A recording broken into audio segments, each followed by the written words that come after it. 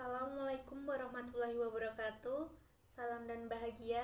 Kami dari kelompok 6 akan menyajikan video penjelasan materi mengenai sampling audit dalam pengujian substantif detail transaksi dan detail saldo. Sebelumnya, perkenalkan anggota kelompok kami, yaitu Maita Dwi Lestari, Sance Efrasian Nelia Kaka, Vincenziana Desionel Murni, Afrianto, dan saya sendiri Rari Khairunisa. Perbandingan antara sampling audit untuk pengujian rinci saldo dengan sampling audit untuk pengujian pengendalian dan pengujian substantif transaksi. Terdapat perbedaan pokok antara pengujian pengendalian, pengujian substantif transaksi, dan pengujian rinci saldo yang terletak pada apa yang diukur oleh auditor. Dalam pengujian pengendalian, yang diukur yaitu efektivitas operasi pengendalian internalnya. Dan dalam pengujian substantif transaksi, yang diukur yaitu efektivitas operasi pengendalian internal dan kebenaran rupiah transaksi dalam sistem akuntansinya. Dan untuk pengujian rinci saldo, yang diukur yaitu apakah jumlah rupiah saldo akun mengandung kesalahan penyajian secara material. Auditor melakukan pengujian pengendalian dan pengujian substantif transaksi bertujuan untuk yang pertama menentukan apakah tingkat penyimpangan dalam populasi cukup rendah, untuk menurunkan taksiran risiko pengendalian dan dengan demikian mengurangi pengujian rinci saldo. Sampling non-statistik. Tahapan dalam sampling audit untuk pengujian rincian saldo. Merencanakan sampel. Sampel untuk pengujian rincian saldo digunakan auditor untuk menentukan apakah saldo akun yang sedang diaudit telah dinyatakan secara wajar. 2. Memutuskan apakah sampling audit bisa diterapkan. Sampling audit diterapkan apabila auditor merencanakan untuk mengambil kesimpulan tentang populasi berdasarkan suatu sampel. Meskipun auditor biasanya menggunakan sampel pada banyak akun, tetapi dalam situasi tertentu, sampling tidak dapat diterapkan. 3. Merumuskan kesalahan penyaji. Karena sampling audit untuk pengujian rincian saldo mengukur kesalahan penyajian moneter, yang salah saji terjadi apabila item sampel disalah sajikan. 4. Merumuskan populasi. Dalam pengujian, atas perincian saldo populasi didefinisikan sebagai unsur-unsur yang membentuk populasi rupiah yang tercatat dalam pembukuan. 5. Merumuskan unit sampling.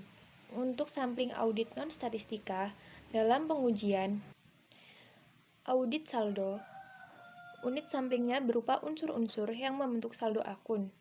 Auditor menggunakan unsur-unsur sebagai populasi sebagai unit sampling untuk pengujian semua tujuan audit, kecuali tujuan kelengkapan. 6. Menetapkan tingkat penyimpangan bisa ditoleransi. Auditor menggunakan salah saji yang bisa ditoleransi untuk menentukan ukuran sampel dan mengevaluasi hasil dalam sampling non-statistik. 7. Menetapkan resiko bisa diterima untuk kekeliruan menerima. Resiko bisa diterima untuk keliruan menerima adalah besarnya resiko yang bisa diterima auditor dalam menerima suatu saldo akun sebagai saldo yang benar, padahal kesalahan penyajian sesungguhnya melampaui kesalahan penyajian bisa ditoleransi. 8. Menaksir kesalahan penyajian dalam populasi. Auditor bisa membuat estimasi berdasarkan pengalaman tahun sebelumnya dengan klien yang bersangkutan, dan dengan menaksir risiko bawaan, mempertimbangkan hasil pengujian pengendalian, pengujian substantif transaksi, dan pengujian analitis yang telah dilakukan. 9. Menentukan ukuran sampel awal. Jika menggunakan sampel non-statistik, auditor menentukan ukuran sampel awal dengan mempertimbangkan faktor-faktornya. Memilih sampel dan melakukan. 1. Memilih sampel. Jika menggunakan sampling non-statistik, standar auditing mengizinkan auditor menggunakan salah satu dari metode pemilihan. 2. Melaksanakan prosedur audit. Dalam melaksanakan prosedur audit, auditor menerapkan prosedur audit yang telah tepat pada setiap item sampel untuk menentukan apakah item tersebut mengandung salah saji. Kemudian, mengevaluasi hasil. 1. Generalisasi dari sampel ke populasi. Auditor harus melakukan generalisasi dari sampel ke populasi dengan memproyeksikan salah saji dari hasil sampel ke populasi dan mempertimbangkan kesalahan sampling serta risiko sampling. 2. Menganalisis salah saji. Auditor harus mengevaluasi sifat dan penyebab setiap kesalahan penyajian yang ditemukan dalam pengujian rincian saldo dan harus menganalisis kesalahan penyajian untuk memutuskan apakah diperlukan suatu modifikasi atas model resiko audit. 3. Memutuskan akseptabilitas populasi. Yang berikutnya ada tahapan sampling audit untuk pengujian pengendalian dan pengujian substantif transaksi.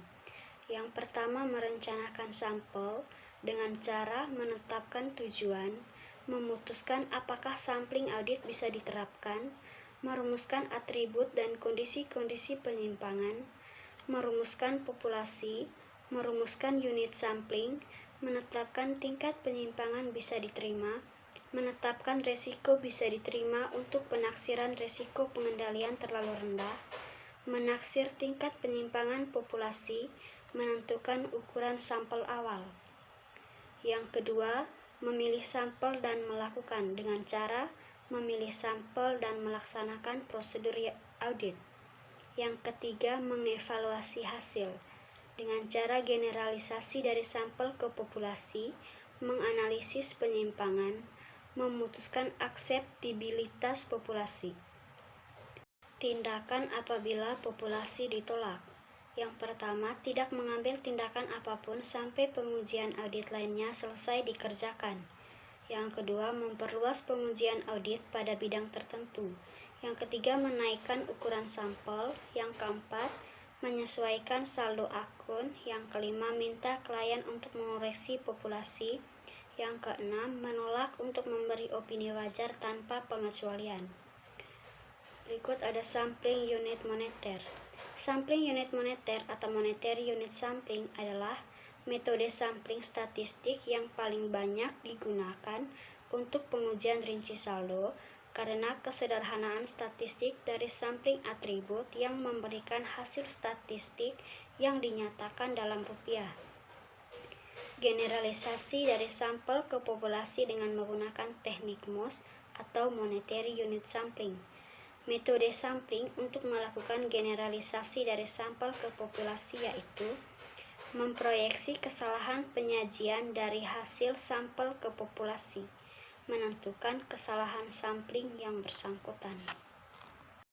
Berikutnya, aspek untuk melakukan generalisasi dari aspek ke populasi dengan modifikasi sebagai berikut.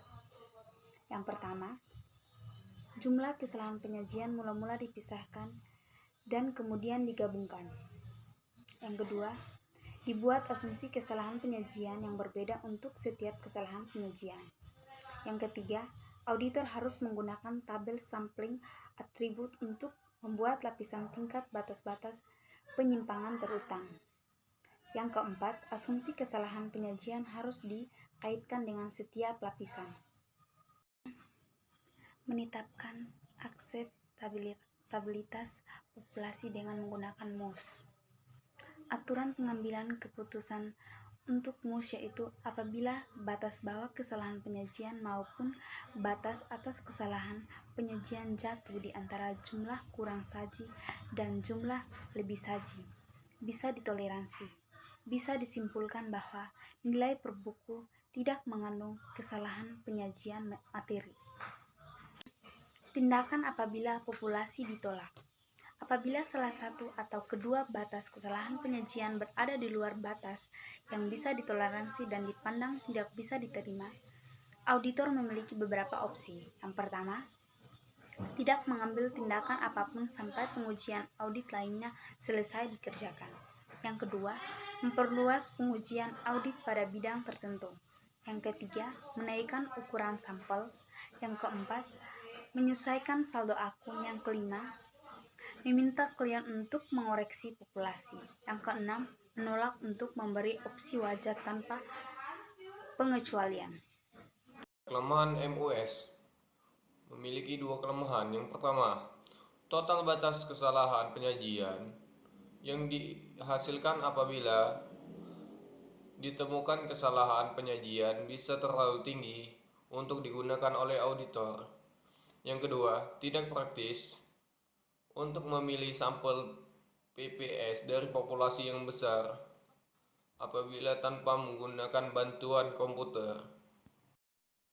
Sampling variabel. Sampling variabel adalah metode statistik yang digunakan auditor. Sampling variabel non-statistik memiliki tujuan yang sama, yaitu mengukur kesalahan penyajian dalam saldo akun. Sampling variabel dalam teknik sampling yang membentuk metode: 1. Estimasi selisih, 2. Estimasi rasio, 3. Estimasi mean per unit. Selanjutnya, distribusi sampling. Distribusi sampling berguna untuk memahami mengapa dan bagaimana auditor menggunakan sampling variabel dalam auditing. Ciri distribusi sampling yang normal yaitu 1. Kurva simetris, 2. Mean sampel jatuh dalam bagian yang diketahui dalam distribusi sampling di seputar rata-rata yang diukur dengan jarak sepanjang aksis horizontal pada standar deviasi. Untuk yang selanjutnya, metode statistik berjenjang. Metode sampling yang semua elemen dalam total populasi ditarik menjadi 2 atau 3 subpopulasi. Setiap subpopulasi kemudian diuji secara independen. Sekian video yang dari kelompok kami sajikan, semoga bermanfaat. Wassalamualaikum warahmatullahi wabarakatuh. Salam.